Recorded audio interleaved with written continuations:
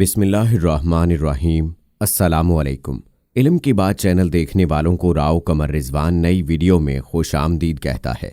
दोस्तों, आज जो वाक़या आपको सुनाने जा रहे हैं वो किताब में इस तरह से बयान हुआ है कि ऊंचे पहाड़ों पर पहले ज़माने में एक गांव था जिसकी ज़्यादातर आबादी यहूदियों की थी और वहाँ यहूदी रहते थे।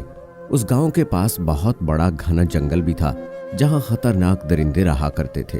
वहाँ एक बेटी अपने बाप के साथ रहती थी। वो बाप अपनी बेटी पर जुल्म करता क्योंकि उस गांव का ये रिवाज था कि वहाँ बेटियों से बहुत ज्यादा नफरत की जाती थी। सबसे बड़ी बात तो ये थी कि उस लड़की की माँ नहीं थी। वो बेचारी घर के काम भी किया करती थी और खेतों की भी देखभाल किया करती थी। इसके पास बहुत सी बकरियां भी थीं जिनको चराने के लिए वो पहाड़ पर ले जाती। एक बार बहुत गर्मी थी, वो बकरियों के साथ पहाड़ पर गई। उसने बकरियों को चरने के लिए छोड़ दिया और खुद एक पेड़ के नीचे बैठ गई और उसे नींद आ गई। जब उसकी आंख खुली तो इतनी देर में उसकी सबसे प्यारी बकरी ना जाने कहां चली गई थी। उसने देखा कि उसकी सारी बकरियां तो मौजूद हैं लेकिन उसकी प्यारी बकरी गायब है। वो बहुत परेशान हुई और बकरी को ढूंढने लगी और बकरी का नाम लेकर पुकारने लगी। इतने में बकरी भी एक तरफ से बोलने लगी। जब उस लड़की ने बकरी की आवाज का पीछा किया तो देखा कि एक पेड़ के नीचे वो बकरी बंधी है और पानी पी रही है। वो लड़की बहुत ज्यादा हैरान हुई कि बकरी को यहाँ किसने बांधा है। वो करीब गई तो वहाँ एक झोंपड़ी बनी हुई थी। झोंपड़ी के अंदर कोई बुजुर्ग बाबा बैठे हुए थे। उनका चेहरा नूरानी था।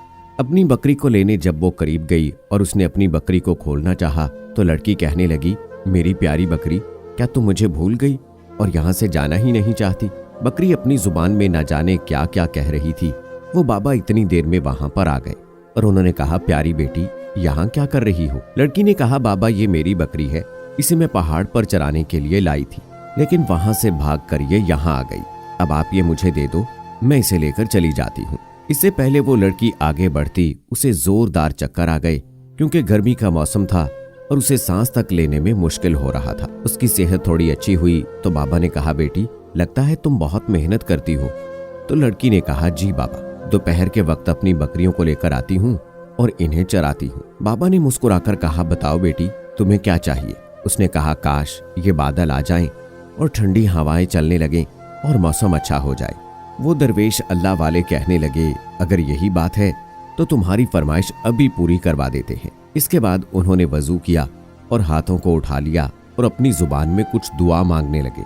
लड़की ने गौर से सुना तो वो कह रहे थे, या अल्लाह पाक, हमारी दुआ और इस बंदी की दुआ को कबूल कर ले। ऐ अल्लाह, हमारी सुन ले। वो बाबा दुआ करते जाते और रोते जाते। पहले उनकी पलकें गीली हुईं और फिर उनके मुंह से सिसकियों की आवाजें आने लगी और फिर उनकी आंखें छमछम बरसने लगी। वो पूरी तरह गिड़गिड़ाकर दुआ मांग रहे थे और लड़की उनकी हालत को देखकर परेशान हो रही थी और वो सोचने लगी कि जिंदगी में बेशुमार लोगों को देखा लेकिन इस तरह किसी को मांगते नहीं देखा। और अजीब बात यह थी कि वो न जाने किससे मांग रहे थे। उनका रोना देखकर वो लड़की डर रही थी कि बाबा इतने क्यों रो रहे हैं। लड़की परेशान और खौफ के मारे बुजुर्ग को देखे जा रही थी और सोच रही थी कि ये क्या कर रहे हैं और आखिर मांग किससे रहे हैं। इतने में अचानक वो सूरज जो अभी अकड़ दिखा रहा था वो कहीं पर छुप गया। हवाएं जो बहुत गर्म थीं वो अब ठंडी हो गई थीं। ऐसा लग रहा था कि कहीं पर बर्फ पड़ रही है। जंगल में हवा बढ़ती जा रही थी और बहुत सुकून हो गया था। बादल का एक टुकड़ा कहीं से आ गया और लड़की और बुजुर्ग बाबा के सर पर खड़ा हो गया। बुजुर्ग ने एक बार फिर दुआ के लिए हाथ उठाए लेकिन शुक्र अदा करने के बाद वो उठे और उस लड़की की तरफ मुंह करके बैठ गए। उनकी सफेद दाढ़ी आंसुओं से तर थी। उन्होंने हाथ में मौजूद रुमाल से दाढ़ी को साफ किया और बोले, देख लो, मेरा रब अपने किसी बंदे की बात नहीं टालता। लड़की कहने लगी, कौन सा रब? किस रब की आप बात कर रहे हैं? क्या आप मुझे बताएंगे? और इस गर्मी में ये कैसे मौसम हो गया? अल्लाह वाले कहने लगे, मैं उसी रब की बात कर रहा हूँ जो रब वाहिद है, उसके सिवा कोई रब नहीं है। वो एक है और उसके सिवा हम किसी की इबादत नहीं करते। और जो तुमने मुझे देखा वो नमाज पढ़ने का अंदाज था और ये मैं इबादत कर रहा था। मैंने 2 रकत नफल नमाज अदा की और इसके बाद मैंने दुआ के लिए हाथ उठाए। मैं उसी से मांग रहा था और देखो, उसने मेरी दुआ को किस तरह सुन लिया। तो लड़की कहने लगी, ये तो अजीब मौजज़ा मैंने देखा है। आप मुझे बताएं, आप कैसे अपने रब को मनाते हैं और वो कैसे आपकी बात सुनता है?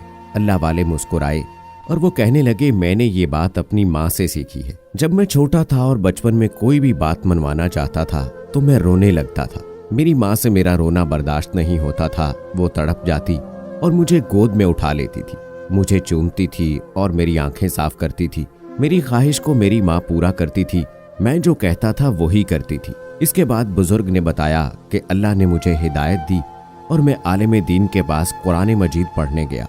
और तुम्हें बता दूं, कुरान मजीद मेरे रब की मुकद्दस किताब है। जब मैं कुरान पढ़ने जाता तो एक दिन मौलवी साहब ने फरमाया, अल्लाह एक इंसान से 70 माओं से ज्यादा प्यार करता है।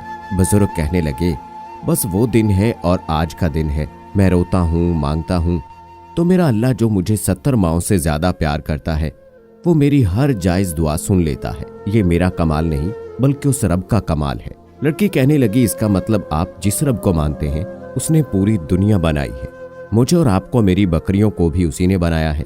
ये दरख्त के पत्ते, ये सूरज और चांद और जमीन का जर्रा जर्रा उसने बनाया है और ये जमीन और इससे बाहर की हर जगह को उसी ने बनाया है। वो बुजुर्ग कहने लगे, कहां कहां जाओगी, ये सारी कायनात उसी ने बनाई है। लड़की कहने लगी, बाबा क्या आप मुझे कलमा पढ़ा सकते हैं जिसे पढ़कर लोग मुसलमान होते हैं? बाबा ने कहा, आओ मिलकर मेरे साथ वजू करो। उसने वजू किया, बाबा ने उसको पूरा तरीका बताया। फिर उसने बाबा के पास आकर कलमा पढ़ा और मुसलमान हो गई। बाबा ने उसे नमाज पढ़ने का तरीका भी बताया। वो बहुत खुश थी, जैसे दुनिया की हर दौलत मिल गई हो। वापसी पर उसका बाप एक बड़ा सा डंडा लिए खड़ा था। लड़की ने अपनी बकरियों को लिया और घर आ गई। बाप ने पूछा, तुम कहाँ से आ रही हो?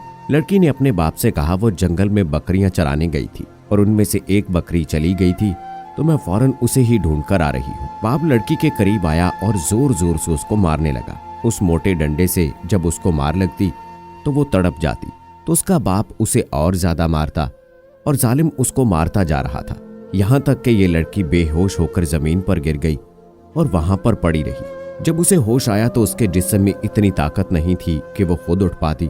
फिर अचानक उसके जहन में वही बुजुर्ग बाबा आए। ऐसा लग रहा था कि जैसे वो कह रहे हैं कि मेरी प्यारी बेटी उठो, वजू करो और नमाज पढ़ो।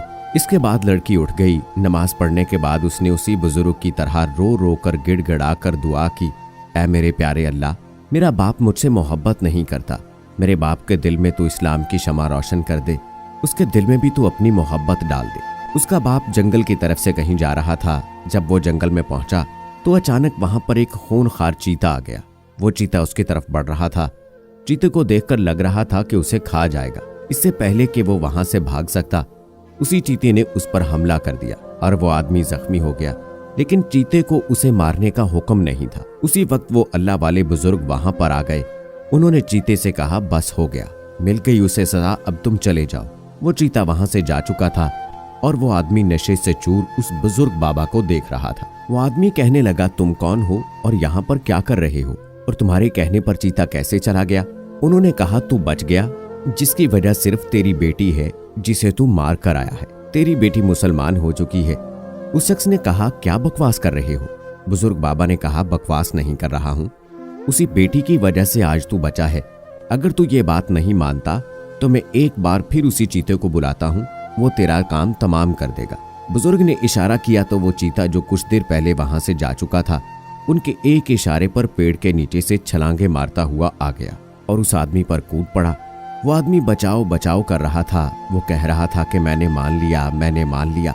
बुजुर्ग बाबा ने कहा, बता, तू अपनी बेटी पर जुल्म करेगा? तू उसे मारेगा? उसने कहा, नहीं करता, मैं उस पर जुल्म नहीं करूंगा। अल्लाह वाले ने कहा कि हमारे दीन में बेटियों से मोहब्बत की जाती है। उस शख्स ने कहा, मैं आपसे माफी मांगता हूँ, मैं ऐसी कोई हरकत नहीं करूंगा और मैं भी मुसलमान होना चाहता हूँ। आखिर मेरी बेटी ने मुसलमान होने के लिए दुआ की है और फिर उसने कलमा पढ़ लिया और मुसलमान हो गया। ये वाकया हर उस इंसान के लिए है जो अपनी बेटी को बोझ समझता है।